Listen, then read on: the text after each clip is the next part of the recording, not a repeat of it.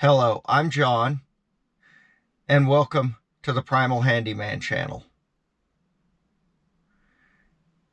In this video, I'm going to be inside the truck because it's blowing really hard outside, and I'm afraid there'll just be wind noise in the camera. So, just going to do it right here in the driver's seat. To begin with, this is a diagnostic video on a 17 Ram 2500 four-wheel drive 6.4 liter gasoline engine, and it's got a 66 RFE transmission. Whenever diagnostics are started on any vehicle, in my mind, at least the underhood fluid should be checked. And if you're dealing with transmission problems like in this truck, I would recommend checking all the fluids, including the transfer case and the differentials. Make sure there's at least they're full and there's no water or other ugliness back there or down underneath in any of those things, which includes testing the battery and making sure the tires are aired up. Those things are, that way at least you have a good baseline. What's all going on with this vehicle before I dig in deep and spend a bunch of money. The 66 RFE transmission, there's a lot of hate out there on the internet. I've done a lot of research on it, and for good reason. This truck has 130,000 miles and probably needs a transmission overhaul. The codes that I've gotten out of it after doing the basic fluid checks and other things, the battery's okay, charging system's okay, and the fluids are all full. And to safe levels. Tires are aired up. Truck runs and drives fairly well. When it goes into overdrive, the high clutches screech. Okay. Next step. Check engine lights on. What kind of codes does this thing have in it? Let's go over them. I'm going to go ahead and read the codes to you. They're basically slip codes for 5th and 6th. And a pressure sensor code for the overdrive circuit. The codes are P0735, P0729. Those are your 5th and 6th codes, slip codes. The PCM sees that and sets them when it doesn't see the correct RPM readings coming from the input and output speed sensors in the transmission. It knows something is wrong. It sees this, the input's spinning at this many RPMs, the output's spinning at this many, and those numbers don't match compared to what was programmed into the module when it was built in the factory. The next code, P0871 Overdrive pressure sensor rationality code. It's seeing pressure when it shouldn't see pressure, is what that's saying. In other words, it says, okay, the computer says I'm commanding this. How come I'm seeing pressure on that sensor when those clutches aren't being applied? There's something wrong. With those 3 codes, what it really boils down to, there's a fluid leak internally in the transmission. In other words, fluid is going into passages that it shouldn't go into. So it's applying clutches that it shouldn't. That's why it's hurt inside. And this one has an ugly screech when it gets into the high gears. And it's been like that for a little while. So I don't know. I wasn't driving it. I bought the truck like this. So I don't know how long that's been going on. A guy might get away with fixing the cross lead, driving it again, see how it does. It might just go on its way, no problem. Let's talk about the root cause. I did a bunch of research on the internet. There's lots of stuff going on out there, different opinions, different thoughts.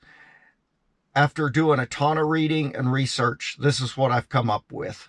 And I'm using 30 years of experience too in diagnosing this.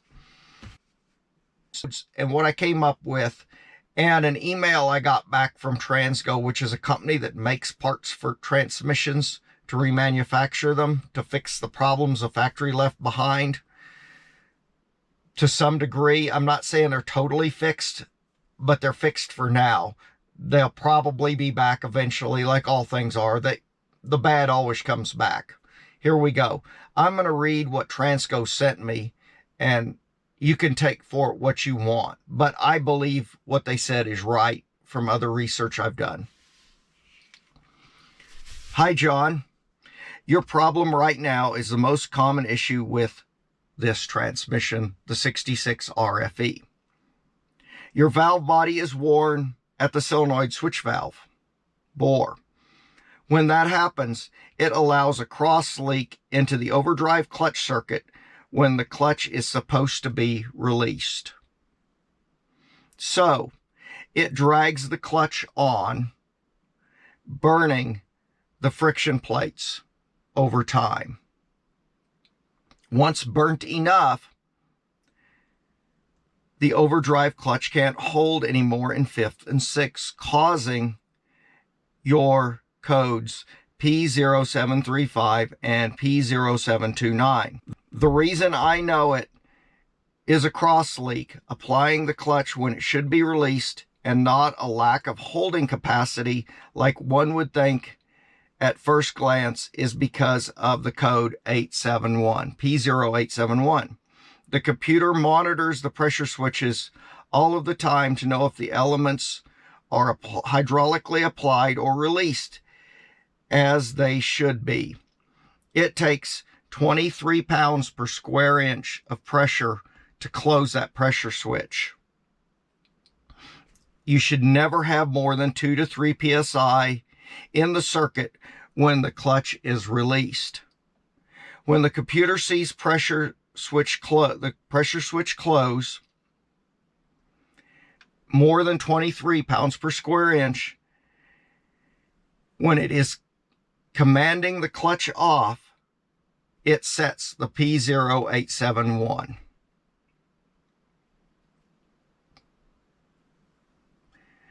Okay, so what he's saying, and I've cross-referenced this and agree with it. He's saying that the problem is there's fluid on the clutches, and this is a common problem with the 66 and the 68 RFEs. The valve body is made of cast iron, some cheap metal, and as that valve moves back and forth in there, it wears the body out and the fluid leaks where it shouldn't. So you end up applying clutches when you shouldn't. Then if you keep driving like that, it damages it. That's a possibility. I could get away with just putting a valve body kit in this truck, the solenoid switching valve kit, which they sell. It comes with a reamer to ream the valve hole a little bit bigger, a bigger valve. You put it in, thoroughly clean the valve body, put the valve body back up, change the fluid, put the pan back on, drive the truck. If it works good, send it on its way and hope for the best. But I have a feeling this one's probably been driven quite a bit like that and hurt.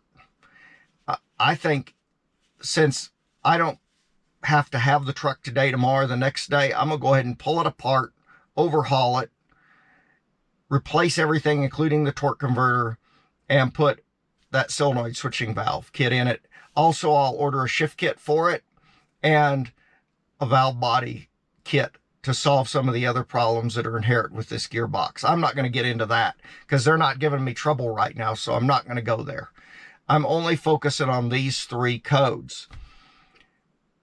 As I take this apart out of the truck, break it down on the bench, I'll videotape the whole thing and document it as I go along, including putting it back together, back into the truck full of fluid, and go drive the truck and see how it does.